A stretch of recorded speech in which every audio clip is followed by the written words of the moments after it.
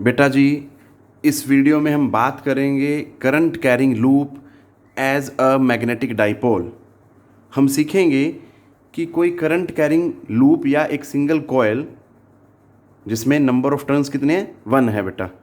ऐसे तो अगर कोई आपके पास पूरी की पूरी करंट कैरिंग कॉयल है having n number of turns, वो भी एक मैग्नेट की तरह बिहेव करेगी, क्योंकि सिंपल सा रिजल्ट हमने पढ़ा हुआ है कि भैया जब तक करंट फ्लो करेगा तब तक वो जो है मैग्नेट होगा, और जैसे ही करंट का फ्लो बंद हो जाएगा that will stop behaving like a magnet.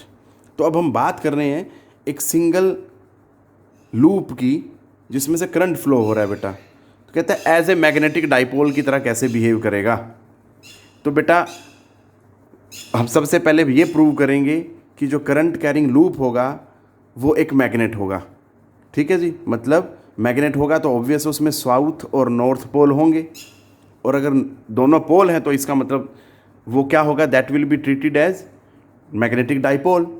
फिर अगर मैग्नेटिक डाइपोल है तो बेटा मैग्नेटिक डाइपोल मूवमेंट भी होगी, बट यहाँ पे जो मैग्नेटिक डाइपोल मूवमेंट होगी that is because of the current flowing through that loop. समझ गए? हमने एक वीडियो में जो बेसिक वीडियो बनाई गई थी मैग्नेटिक डाइपोल मूवमेंट पे, उसमें ये बात नहीं डिस्कस की हुई है।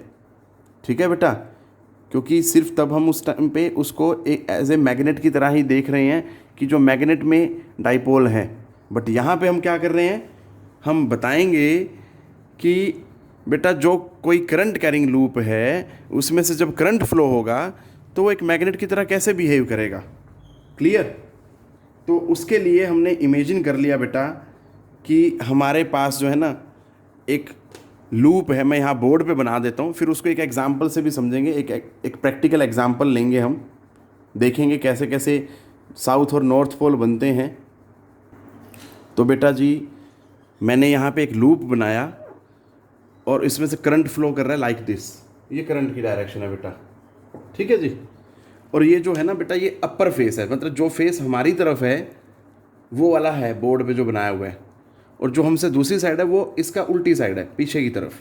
ठीक है, मैं जब भी एग्जांपल लूँगा तो जल्दी समझ आएगा आपको। ठीक है बेटा, बट अब वो कहता है कि अगर करंट इसमें से ऐसे फ्लो कर रहा है तो ये वाला जो फेस जो हमारी तरफ है वो कौन सा पोल की तरह बिहेव करेगा मैग्नेट के।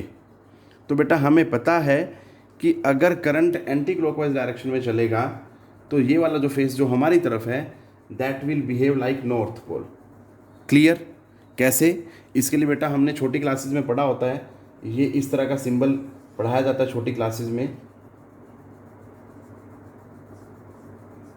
ये इस तरह से बच्चे याद रखते हैं कि अगर करंट एंटी क्लॉकवाइज डायरेक्शन में चल रहा है तो क्या होगा, नॉर्थ पोलैरिटी होगी उस फेस की। अगर इसी तरह से करंट जो है that is flowing in clockwise direction तो उस फेस की क्या होगी polarity, that is south pole. तो इस बात को ध्यान में रखते हुए मैंने भी यहाँ पे बनाया कि भैया जो फेस मेरी तरफ है वो नॉर्थ है। ठीक है, अब जरा बात करते हैं इसके अपोजिट की। ये फेस को अगर मैं देखूँ अपने हिसाब से या आप अपने अकॉर्डिंग देखेंगे तो बेटा ये वाला फेस जो है आपके सामने जो दिखाई दे रहा है वो तो नॉर्थ है, बट अगर आपसे उल्टी साइड किसी बच्चे को खड़ा कर दिया जाए, वो अगर डायरेक्शन ऑफ करंट देखेगा तो उसके लिए डायरेक्शन ऑफ करंट क्या होगी बेटा, दैट विल बी क्लॉकवाइज।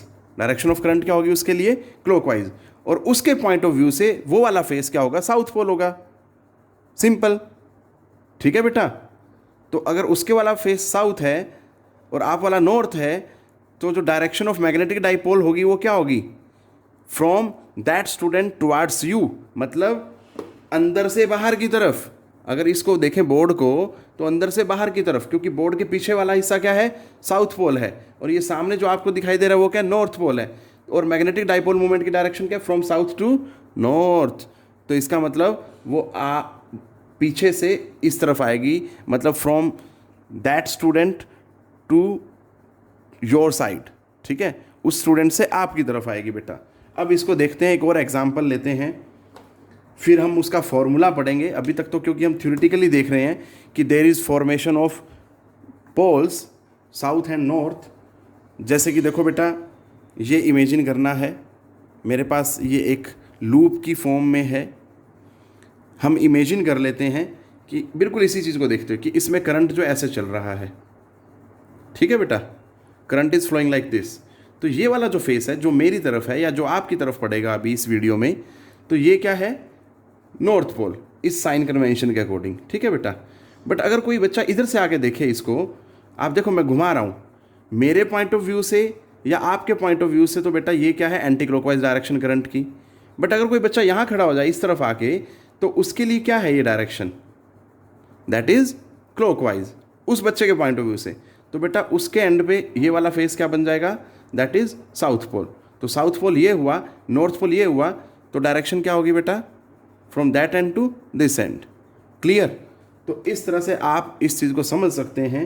तो बेटा ये तो हमने सीखा कि भैया करंट कैरिंग लूप जो है उसमें मैग्नेटिक डाइपोल बनता है, और ऑब्वियस है मैग्नेटिक डाइपोल बन रहा है, जैसे कि ये नॉर्थ पोल है और ये साउथ पोल है, तो बेटा जो इसकी थिकनेस होगी ये क्या होगी, that is the magnetic length, separation between the poles. Clear. तो अब अगर सेपरेशन बिटवीन द पोल्स भी मिल गया, दोनों पोल्स भी मिल गए, तो ऑब्वियस है बेटा मैग्नेटिक डाइपोल मोमेंट भी बनेगी फिर, ठीक है। तो एक्सपेरिमेंट्स क्या शो करते हैं कि जो मैग्नेटिक डाइपोल मोमेंट है करंट लूप की या करंट कैरिंग लूप की, वो डायरेक्टली प्रोपोर्शनल होती है टू द करंट। क्लियर है, पहला तो ये है। और दूसरा जो है मैग्नेटिक डाइपोल मोमेंट जो होती है that is directly proportional to the area enclosed by the loop, ये वाला एरिया, ठीक है, enclosed by the loop. Clear. अगर दोनों को कंबाइन कर दिया जाए तो m is proportional to I A. Proportionality का साइन हटाने के लिए कोई कांस्टेंट लगाया जाता है, दैट इज दिस। क्लियर है। अब k जो है कांस्टेंट ऑफ प्रोपोर्शनलिटी है बेटा, ठीक है। तो सबसे पहले हम क्या करें, k को डिफाइन करते हैं या k की वैल्यू के बारे में बात करते हैं, और फिर हम क्या करेंगे, यूनिट मैग्नेटिक डाइपोल मोमेंट की बात करेंगे, ठीक है। तो आगे देखते हैं बेटा अगर मैं मैग्नेटिक डाइपोल मोमेंट की वैल्यू 1 ले लूँ, k को एज इट इज़ ले लूँ, करंट को भी 1 ले लूँ, और लूप का जो एरिया है वो भी 1 ले लूँ, तो बेटा मैं क्या देख पा रहा हूँ, तो जो k है वो क्या हो जाएगा, 1 हो जाएगा। मतलब जो कांस्टेंट ऑफ प्रोपोर्शनैलिटी है उसकी वैल्यू क्या आ जाएगी, 1 आ जाएगी बेटा, ठीक है। तो वो यही कहता है कि if we have unit magnetic dipole moment, ठीक है बेटा, तो और यूनिट करंट फ्लो करे और एरिया भी क्या यूनिट हो, देन कांस्टेंट ऑफ प्रोपोर्शनैलिटी जो यहाँ k आ रहा है दैट इज इक्वल टू 1 हो जाएगा बेटा। इन दैट सिचुएशन जो m है वो किसके बराबर हुआ, दैट इज i इंटू ए, ठीक है, फॉर ए लूप, ठीक है, जिसमें करंट फ्लो हो रहा है, मैग्नेटिक डाइपोल मोमेंट जो होगी दैट इज आई इंटू ए। अगर मैं इसको वेक्टर फॉर्म में लिखूं, क्योंकि हमें पता है कि magnetic dipole moment is a vector quantity, so that is I into A. Clear है बेटा, क्योंकि area is a vector quantity, हम पढ़ते हैं एरिया वेक्टर, और मल्टीप्लाई किया तो हमें क्या मिल रहा है बेटा, वेक्टर क्वांटिटी मिल रही है। ये है फॉर अ लूप। बट अगर मान लीजिए मेरे पास करंट कैरिंग कॉइल आ जाए जिसमें n नंबर ऑफ टर्न्स हों, ठीक है, तो क्या होगा, यही जो फॉर्मूला बन जाएगा that is m is equal to N I A. Vector form में अगर मैं लिखूंगा तो एन आई ए वैक्टर, ठीक है बेटा, ये स्केलर फॉर्म है, ये वेक्टर फॉर्म है फॉर करंट कैरिंग कॉइल जिसमें नंबर ऑफ टर्न्स ज़्यादा होंगे या n नंबर ऑफ टर्न्स होंगे, ये बनेगा बेटा। अब यहाँ से मैं फॉर्मूला देख सकता हूँ, ठीक है, फॉर्मूला तो आ गया, सॉरी, हम क्या देख सकते हैं, यूनिट देख सकते हैं मैग्नेटिक डाइपोल मोमेंट की। तो क्या होगी बेटा जी, ऐसा यूनिट, तो ज़रा ध्यान से देखें, फॉर m इज़, ये करंट की वजह से है बेटा, ठीक है। तो मैंने पहले भी बताया है कि करंट की वजह से जो यूनिट होगी वो कुछ और होगी और पोल स्ट्रेंथ की वजह से कुछ और होगी, बट दोनों ही वैलिड हैं, जहाँ पे आप जो मर्जी लिख सकते हैं। ऐसा नहीं है कि करंट की वजह से है तो मैग्नेटिक डाइपोल मोमेंट बन रही है तो यही लेनी है, और पोल स्ट्रेंथ और सेपरेशन बिटवीन पोल्स की वजह से बन रही है तो मुझे यूनिट यही लेनी है, दैट इज़ रॉन्ग। आप कोई भी यूनिट ले सकते हो तो बट यहाँ पे करंट की वजह से डिस्कस कर रहे हैं हम, तो जो इसकी यूनिट बनेगी बेटा हमें पता है आई करंट के लिए तो बेटा एम्पियर होती है, and A is area, area के लिए क्या होती है मीटर स्क्वेयर।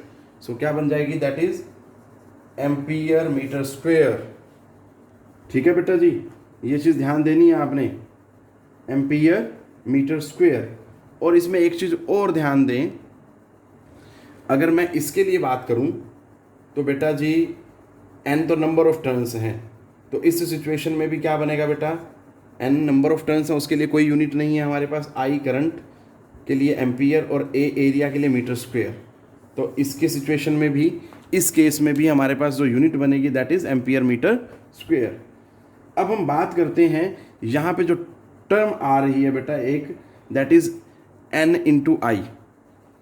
क्लियर है, वो आपने देखना है बेटा कि उसको किस फॉर्म में लिख सकते हैं। n क्या नंबर ऑफ टर्न्स हैं, ठीक है, और i क्या करंट है। तो ये जो n इंटू आई होता है ना बेटा, इतना दिस पार्ट, अगर मैं यहाँ इसको एनसर्कल करूँ, this part n into I, आप इसको क्या बोलते हैं, that is known as the ampere turns of the circular current loop या करंट कैरिंग कॉयल। क्योंकि देख बेटा n आ गया, नंबर ऑफ टर्न्स हैं, तो इसका मतलब मैं लूप तो नहीं बोलूँगा, I can say that current carrying coil. ये चीज़ ध्यान दें। तो n इंटू आई जो है यहाँ पे वो क्या है आपका, that is known as ampere turns. So this is all which I wanted to discuss बेटा। ध्यान से देखें, जैसे मैंने आपको ये वाला एग्जाम्पल समझाया, इसकी हेल्प से बड़ी आसानी से समझ जाएंगे आप कि जो करंट कैरिंग लूप होता है वो कैसे एक मैग्नेट की तरह बिहेव करता है। एक बार आप ऐसे अज्यूम करके चलें, फिर एक बार ऐसे अज्यूम करके देखें, तो आप अपने आप से ही direction of magnetic dipole moment पता लगा पाएंगे। ठीक है, जिधर साउथ बनेगा साउथ से नॉर्थ की तरफ लेके जानी है, बस दैट्स इट। ये बात ध्यान देनी है बेटा आपने। सो बेटा पढ़ते रहें बेटा, अपना ध्यान रखें।